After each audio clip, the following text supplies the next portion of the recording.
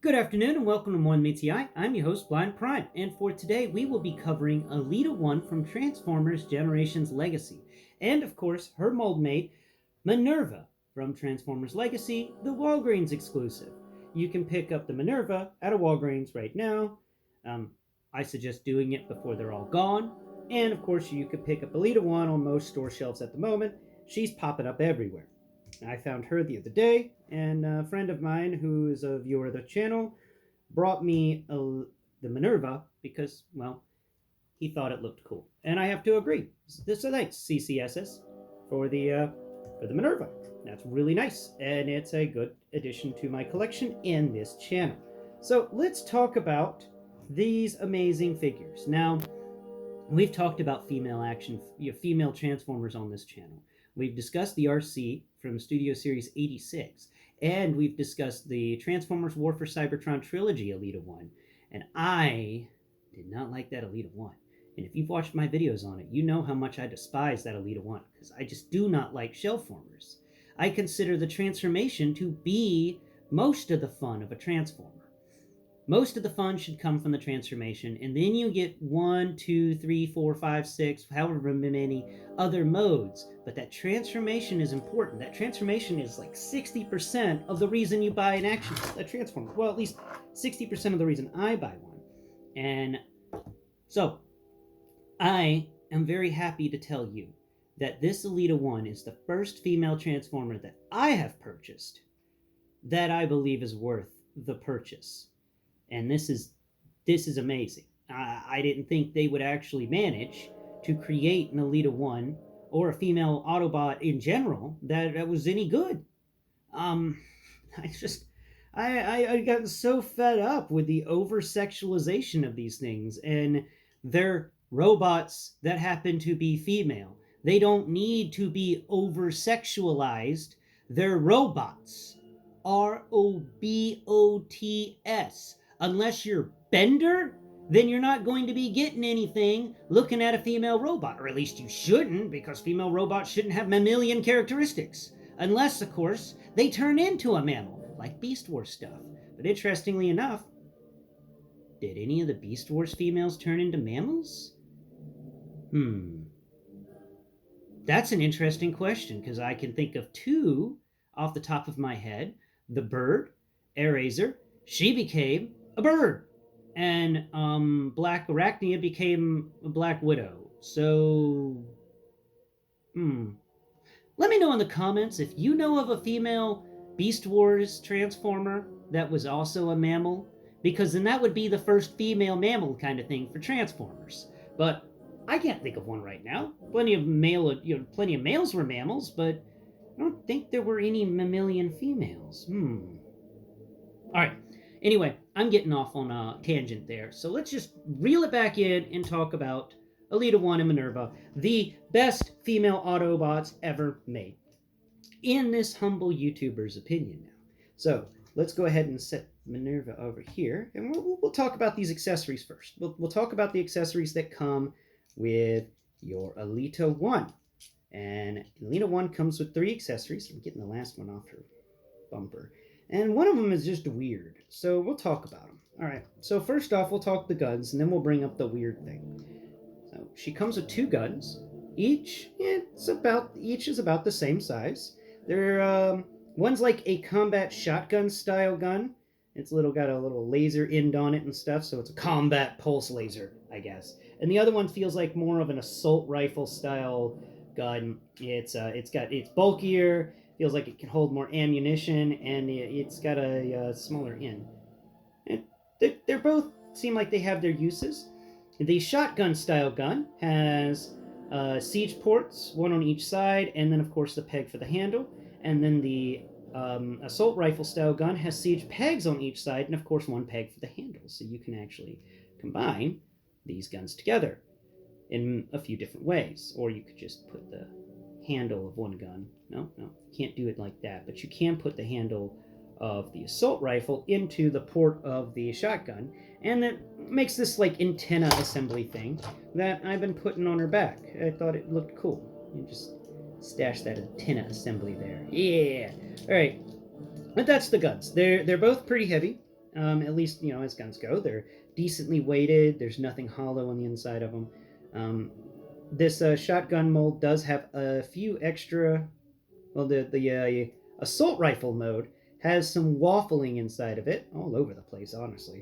But that's just about it. The assault shotgun, assault pulse rifle thing is a really fun little weapon. It's got some nice characteristics to it. It feels great in the hand, and it feels like a weapon that I imagine Alita using. The other one kind of feels like a snub-nosed sniper rifle, honestly. It's like an assault rifle meets sniper rifle. Anyway, and now we're going to come to the weird piece. Okay, I don't understand this piece at all, but this is the top of Alita-1's head. It's got her two little horns, and then it's got the little intake thing that's on the top of her head. It's weird. When I first saw this and pulled it out, I assumed that you could, like, remove the top of Alita-1's head or something, but you can't. You can't remove the top of her head. But this piece is the top of her head, and that's weird. It's supposed to go... I assume it's supposed to go over here on the, there's a siege port on the back windshield of her car, and this skin goes on that, and gives her like a little princess crown whenever she's in vehicle mode. That's all I can think of to do with it. You can also put it on the side of one of the guns, and a few other places, but it's a super tiny piece, but it feels exactly like the top of Alita-1's head. It's so weird. It's like I got a quarter of Alita-1's head, or at least 1/3 of it.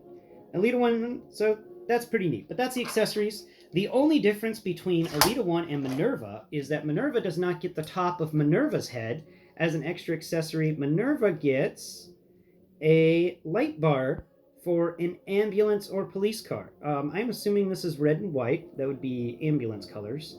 And that's all she gets, in addition to her two guns. She does not get a top of her head that you can plug into place. Though I do appreciate the light bar having a siege port in it, which is really nice. I always love that. So, slight problem with my Minerva here, and I do want to mention this to you, collectors out there.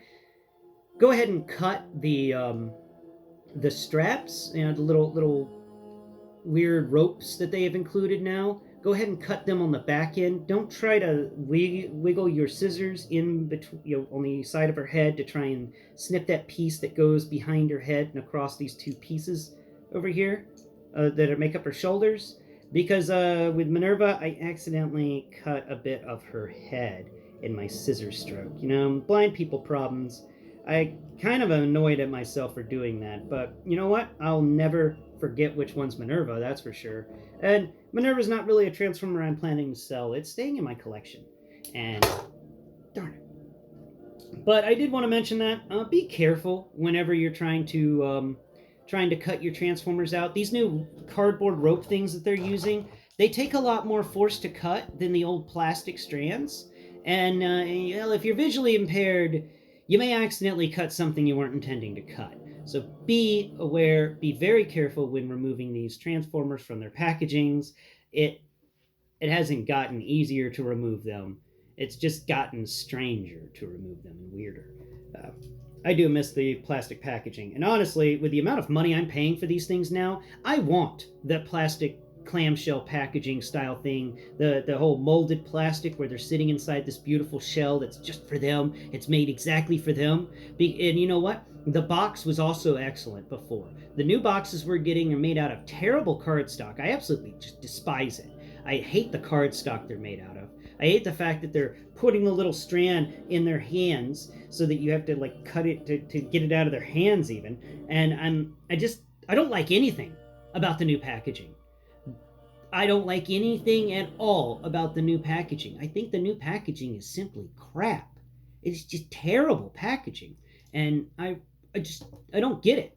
That's one of the reasons why I just haven't been able to get that many Transformers. They changed packaging and increased the price, and well, I gotta eat and I gotta pay my power bill. So anyway, that's moving on to different subjects. So let's move back to Alita-1 and let's talk about her feeling as an action figure. Her and Minerva are exactly the same except for the light bar. So I brought that up. Now let's in the head sculpt, of course. Alita-1's head sculpt is a bit different. She's got cooler horns. So let's talk maneuverability and stuff. She's got a single jointed elbow. The hand does rotate.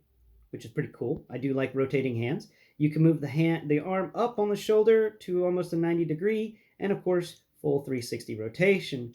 Well, except that this back area gets in the way, so I'll call it like 180 rotation, a little more, a little more. We'll call it 275 rotation. Yeah, 275. Um, Now she doesn't have any sort of ab crunch, nothing like that. Her core is pretty stuck together. She does have a ball joint for the head, but it doesn't really do much. She can look down slightly, she can look up slightly, she can look left, she can look right. The plastic this thing is made out of is just great quality plastic. I'm loving it. I do enjoy this plastic. I do wish they didn't use so much clear plastic on the car pieces that are folded up on her back, but her backpack isn't that big. It's a nice backpack. It's smooth, it's sleek, it's got these two wheels on it. I love it. I actually love the. So we're gonna move down here to some of my favorite stuff. The forearms have bits of car on them, which is another thing I enjoy. And then we come down here to the legs. We get these. Well, we have a 360-degree waist rotation. Just go ahead and cover that. And then the legs here, the thighs, they've got a little going on. They've got a little stuff going on here. Not much at all, but there's still something happening here with the thighs. And I just wanted to bring that up. Like, wait, there's like a, what is that? I think that's just extra molding. That's nothing, no sort of peg hole or port. It's just a little bit of extra molding on the thighs. And I appreciate that. I really do. Because the thighs usually are just something that none of these sculptors really think about. They just make a thigh and they move on. They don't actually add anything to it. They added some small little touches to this one for Alita-1. Though there is waffling going on inside the thighs, which is a little annoying, I'll admit. Now we come down here to the bottom of the legs. We've got a single jointed elbow. Oh, I forgot the thigh stuff is going on pretty good. Got plenty of movement in the thighs. She can kick.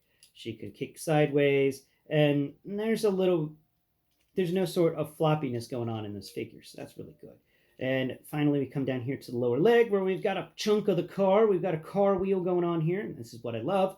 I love finding pieces of car in the robot mode. The car kibble can exist there. It doesn't look bad. I mean, it's a Transformer. It's supposed to have some car kibble. That's its style. It looks cool with car kibble. And this one does look cool with car kibble. Got this nice little wheel and this nice flat armored front of her foreleg. I just think it's nice. And then her feet are really good feet. They got a nice heel to them. And they stand very well. It's a very nice standing robot. All right, so that's articulation, and the foot also has that side-to-side motion. Now let's talk siege ports. So we've got 2 on the bottoms of the feet. That's 4 with the feet alone. Then 5 and 6 on either side of, just behind this wheel that's on her lower leg.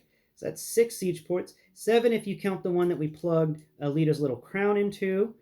Then we have no siege ports on the shoulders, sad face. But we do have a siege port on the forearms. So we were at 7. We get 8 and 9. And I count the hands as siege ports. Some people don't, but I do. And that's 11. That's 11 siege ports. Not a bad number. Not a bad number at all for her. That is a decent number for a female Autobot, especially since I think she's the first. Now, I don't own Chromia or the Moon Racer, which, honestly, if any of you have a spare Chromia or Moon Racer and you want to see me do a video on it, please, hit me up on my Twitter or my Discord and let me know, because I need one of those, and I don't want to pay the $80 for them, but I do want to showcase them on the channel and have another female Autobot. And I just missed out on Chromia because, well, it was 2020. Things were happening fast. Anyway, that's the articulation for her and the siege ports for her. She's got a cool little body too. I love the sculpt of it. I like the fact that she's got these cool venty things on her front. I love me some vents. You know how much I like vents, especially whenever they're like Gundam vents. So there's one on each breast. That's fun. And her core is it's excellent. It's nice. It's a breath of fresh air to not, like I said with the Studio Series 86 RC. I really appreciate these, and these robot modes that don't give me massive breasts, which just creeps me out to no end. A million sex organs on a robot, just ugh. I don't know what it is, but it freaks me out. So I'm glad that's not happening here. I'm glad this is a very nice figure. But that's Alita-1 and that's Minerva. They're both excellent, excellent little Autobots. They are both great additions to the collection. And a little bit of history on these. Alita-1 was the first female Autobot that we saw on TV. Nuts. And Minerva here was the first female Autobot ever made into a toy. Minerva was released in Japan as a toy, and in response to them doing RC in the Transformers movie, they made Alita-1 in an episode about the female Autobots. And I just think it's pretty interesting that we have both of the females here. We have the first toy, and we have the first animated. But that's really neat, and that's a cool bit of history for you. Thanks for watching. Please tune into my channel next Prime, where I'll be teaching you on my Blindformers episode how to transform these girls into their vehicle modes, which they make some pretty good vehicle modes too. All right, until next Prime, bye-bye for now.